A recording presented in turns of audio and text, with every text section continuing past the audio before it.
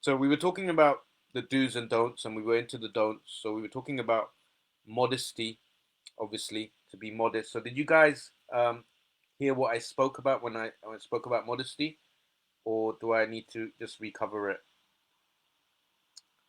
For the sorry, Akane Yoshitake, can you let me know? Did you guys get that point?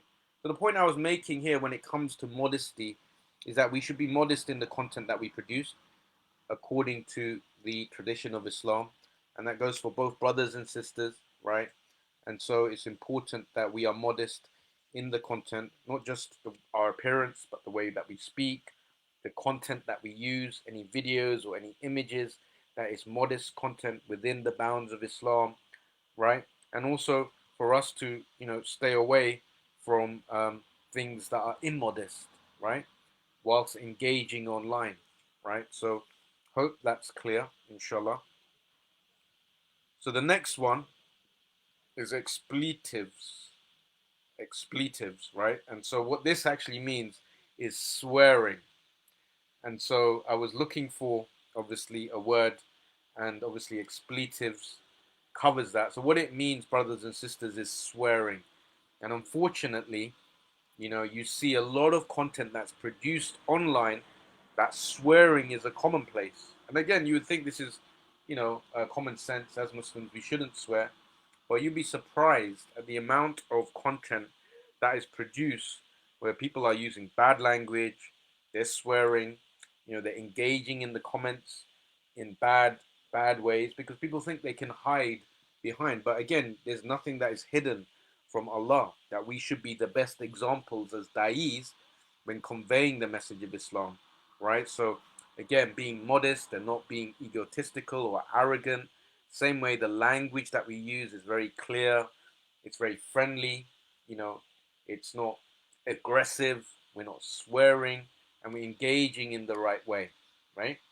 And so this is important that we stay away from uh, this sort of bad language and this bad habit, right? To remind ourselves that we should follow in the way of the Prophet Muhammad SAW, where he said, "The best of you is the one whose best manners."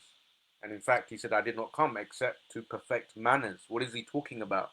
He's talking about the way that you engage with someone, right? And it's no different online, right? Just because swearing and all of these things may be commonplace or fashionable, is that we should try and strive to be better, especially when sharing the message of Islam, inshallah. So stay away from expletives or swearing. Now, the D is distracted. And we spoke about this a bit earlier when we spoke about being on topic. But what I'm talking about here more in terms of distracted is that when we're engaging online, and so when you're engaging online, it's not only you just um, producing content, but you're also responding to content, right? You're responding to content. So you may see a video that you may see produced that's about Islam, or someone talking about, Islam with misconceptions, or other peoples of other faiths. They may have some questions and you're answering in their comments. So there's many ways of doing dawah online, right? It's not just from producing content, it's also engaging and, creating comments and being in Facebook groups and in YouTube comments. So it's important that whilst we're doing that, we don't get distracted. And you see this a lot, especially in Facebook, on YouTube, you see it. Like people, they get distracted in their personal lives when it comes to social media because we have the phones on ourselves all of the time now. Literally, it's, access is on our fingertips. And now we've developed this habit where we're so distracted by social media, right? And so it's important that we as believers, we don't fall into that trap, right? There's a balance, right? And there's lots of studies that have shown that, you know, social media is very addictive, and it leads to a lot of bad symptoms for society. You see it in the youth, and we're going to be speaking about this a bit later. So it's important that we don't get distracted ourselves, that we set a time to focus on, our social media, but then we take a break. We focus on, our family, our friends, our work, so we don't get distracted by social media, so that we can become successful, right? So it has its time and place. Unfortunately, you see it a lot of the times that even when people meet, right, friends to socialize, that they are on their phones when people are eating, right? When they're eating, this is a time when you're supposed to socialize and talk. People are on their phones or their tablets, right? So because they're distracted because of the nature of social media. So it's important that we don't get distracted as believers. Don't get distracted when producing content as well. That we focus, if you're engaging online, that you're focusing on the message of Islam, but you give social media its time and place. So that's being um, not being distracted. So this one, insulting, again, it's linked to, what we spoke about here, expletives, but this is more to do with not just swearing, but again, it's linked to our manners. Is that, people have different ideas, especially when you're engaging in dawah. People come from different backgrounds, different faiths, different worldviews, and a lot of the time, you're going to come across ideas that people, when we're sharing, they don't agree with us, and we don't agree with them, and that's fine, because the whole point of dawah is to take people on the journey, to give them a piece of information about Islam, and inshallah that will bring them closer, that one step closer to learn about Islam. And if they're sincere, Allah will guide them. But one of the worst things you can do is be insulting, right? Because if you're insulting, for example, a Christian, he says something um, that he disagrees with Islam. Let's say he's talking about Prophet Isa alayhi salam, right? And he says these things, and we have our own narration. So they believe that he is God, the Father, the Son, right? And then you obviously have the Holy Spirit, and they're part of a triunion, right? So Isa alayhi salam is on the level, has divinity, is in the same level of God, right? And so we obviously as believers, we don't believe that, and we read it in the Quran, every week when we read Surah Al-Kahf, where it mentions, those people who say that, Allah has a son, they don't know what they're talking about. They have no knowledge of what they're talking about. And it's such a grave thing to say, because you're associating partners with Allah, right? It's a shirk. So it can become really, you know, upsetting when people, and so, we have to be making sure that we don't insult people of other faiths or other beliefs. You know, we maintain our stance that we're sharing the message of Islam in the best possible way. We're being friendly, even when we're debating and engaging. We maintain this, and so that that person can come closer to Islam. Because usually, what happens is when you're engaging with someone and they come from a different background or a different belief system, even if what you're saying they agree with, a lot of the times they won't let you know that, right? And so if you start being insulting, using aggression, bad expressions, being rude, make it difficult, be negative, that person is going to have not just a bad impression of you, but a bad impression of Islam. So most likely when they go back, when they're by themselves, and Allah says, you need to contemplate and think about things, they're just going to have a negative perception. And so now you've done anti-dawah, right? So we should never be insulting.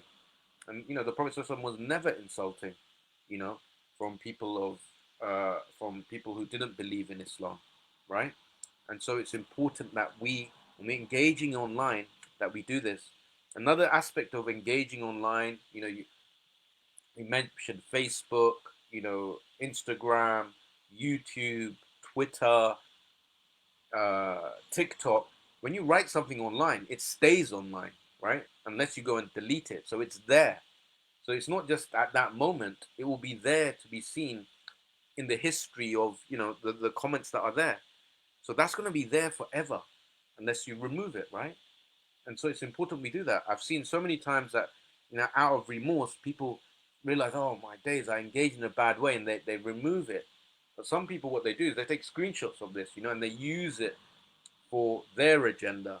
So look, this person was aggressive. This is what Islam promotes. There's already that narrative out there that Islam is aggressive. It's not for the betterment of society. It's terrorism, and all of these things. So it's important that we engage in the best possible way, right? And the final aspect of the don'ts is arrogance. And this is such a big and important point, right? Is that unfortunately, when you start producing content online, because the tool that they use to measure is likes, views, subscribers, popularity, this obviously has a psychological impact, right? And it's important as believers, like we mentioned, that we make our content purely for the sake of Allah. But any results that come is not because of us. It's because ultimately what Allah allows, right? And so, unfortunately, a lot of people, they become arrogant when they start becoming popular, right? And you see this, and they think it's themselves, it's them that are being successful, when in fact, they're not. It's leading to their own destruction, right? And so that we have to ensure that we don't fall into this. And one of the things that I want to mention linked to arrogance, and it's another A, which is the uh, algorithm affliction, what we call it. So I was speaking to Imran Hussein about this, and we were talking about, when people produce content now, the algorithm that's used by these technologies like YouTube, by like all of these other sort of video platforms, is that it's designed to promote content that gets views. It's not actually designed for best dawah. So we have to be careful that we don't fall into this trap, because as in many cases, best dawah will not always get the best views, right? We will try and make it engaging, interactive, interesting, make it good content, but that algorithm doesn't sometimes allow for that. So you see, what is the most popular content that's out there online? It's people doing, silly videos. It's entertainment or infotainment, as they call it, information with some sort of entertainment, and these are the ones that get the biggest views, right?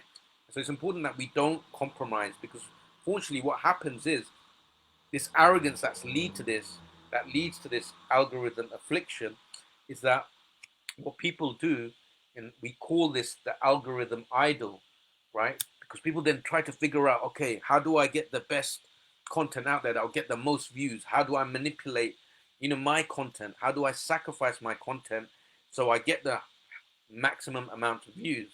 And then what happens is it becomes like an idol almost. People, I see this, people worship the algorithm, how to figure out to get the best content. So it's important that we don't worship the algorithm, and we don't sacrifice the deen to it to make content. Just like the idols of the past, shirk, right? It's a form of shirk, that when people were worshipping other than Allah, they would have these stone or statues that they would worship, right? And they would make sacrifices to it, and and they would do that because they wanted to get something back, right? And then they thought it was a form of worship. The same way, people online are falling for this algorithm affliction. They've created this algorithm idol. So they start worshipping this idol by trying to manipulate and sacrifice the content of Islam, maybe watering it down, you know, so that it fits their narrative. And so through this, they worship, right? So, like we said, in the past, people would give food to the idols and sacrifice animals, right? Now it's content, right? And this leads to arrogance, right? Because people think it's them now. They figured out the algorithm, right? And so, and they're rewarded. How are they rewarded now, right? They're rewarded with views and followers. So we don't want to be a slave to the algorithm, right? We don't just want to copy what other people are doing, what's popular, in order to get views, right? And don't prioritize your online content creation over your worship, because essentially when you're doing dawah online, you're worshipping, you're calling to Allah. And also don't delude yourself that you're checking your view count as it's showing you that your dawah is good. No, because you may have content that's popular, but the dawah is bad, right? And just because it's popular doesn't mean it's good dawah. Make sure, when you're producing content, it's in line with our Islamic narrative, according to Tawheed, and according to the understanding of the Prophet Muhammad sallam and the companions and the first three generations, right? The Salaf, basically, right? So it's important. Also, like we said before, is you don't get distracted and you don't waste too much time on social media. You know, people spend hours and hours on social media, and what happens is they compromise and they don't develop other aspects of their life, right? So, like you said, people sacrifice content to get rewarded with views and followers. So it's almost like people think they're like a demigod now. And why do I say a demigod? Because people start worshiping you, right? In a form of like, oh wow, that person's amazing. They produce, amazing content. I just want to be like that person. And they get likes and shares and they get followed and their status is elevated. Now that person thinks it's all because of him. And it's not. It's because of, what Allah allows. And so we have to be very careful that we don't follow, this. And just to end, basically, I've just got some images here. One image is missing, but there should be four images. But essentially, this sort of sums up social media and the traps of social media. If you looked in sort of the 90s, or you could even say the 80s, because in the 90s you still had sort of video games, but like early generations, they would go out and they would play, right? Today, what are people doing? They have selfie sticks, and everything is all about being online and documenting everything online, what you ate, you know, and sharing it with people and what they're doing. And they're trying to build this idea of their life, which is like perfect. And we know no one has a perfect life. Life is a test. We're here to be tested, yeah? And Allah tells us that no matter who you are, you're going to be tested. And the way that we navigate these tests is to use the Quran, to use the way of the Prophet ﷺ, to navigate ourselves, to have patience, when calamities hit, to be grateful, not because of you, but because of Allah subhanahu wa ta'ala. So we don't become arrogant. Another image is here that a person is just constantly connected to their phone, right? And actually the image was bigger. So the image on top of this was a dog that's tied to a post, right? So it's almost like the dog is sort of enslaved, can't go anywhere. The same with, with our devices, that we don't become too reliant on our devices. We're not on our devices all the time, you know? And here you've got, someone's face is just constantly on their sort of smartphone, in this case, an iPhone, right? So they can't see anything else but their iPhone, social media, can't see the world around them.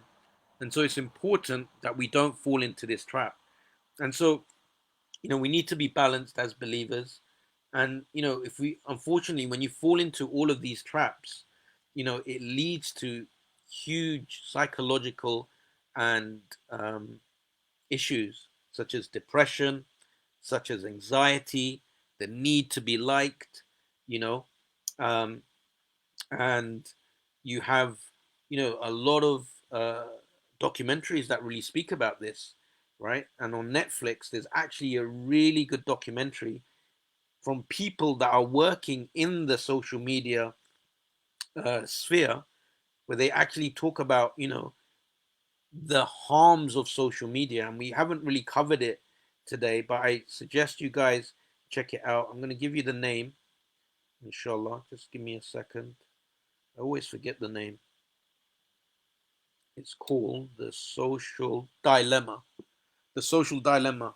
So if you look online, if you have Netflix, again, check it out, because these are experts, industry leaders that have left social media, huge companies, try and tackle this problem where people are addicted, you know, to social media. And yeah, the other image was, social media is addictive.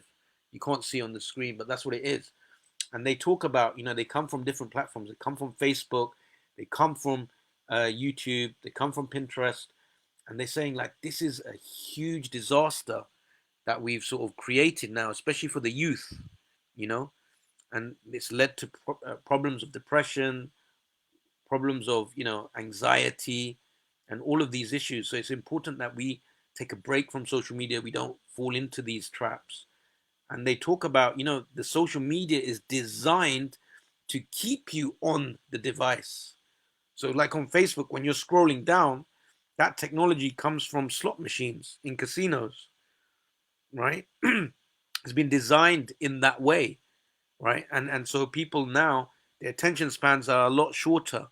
They're a lot more impatient, right?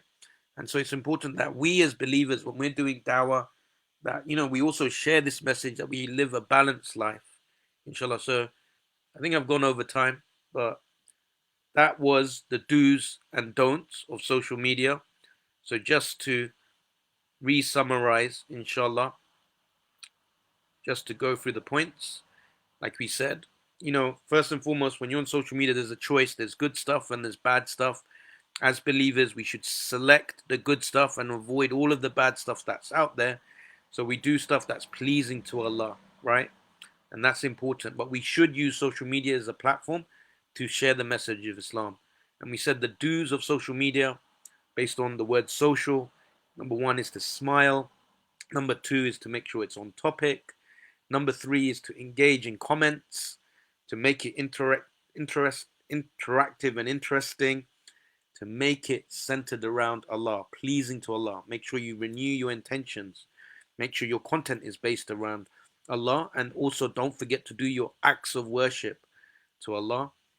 And finally, likes and shares. Try and get people to like and share, not as a means for you to become popular, so that more people can learn about Islam, inshallah. And we said the don'ts.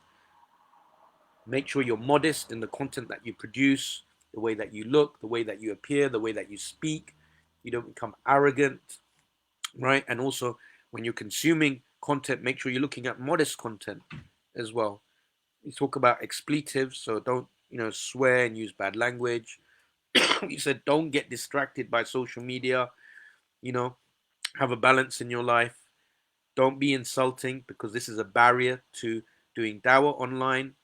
And also this idea of arrogance, an important aspect of social media, that we don't become arrogant.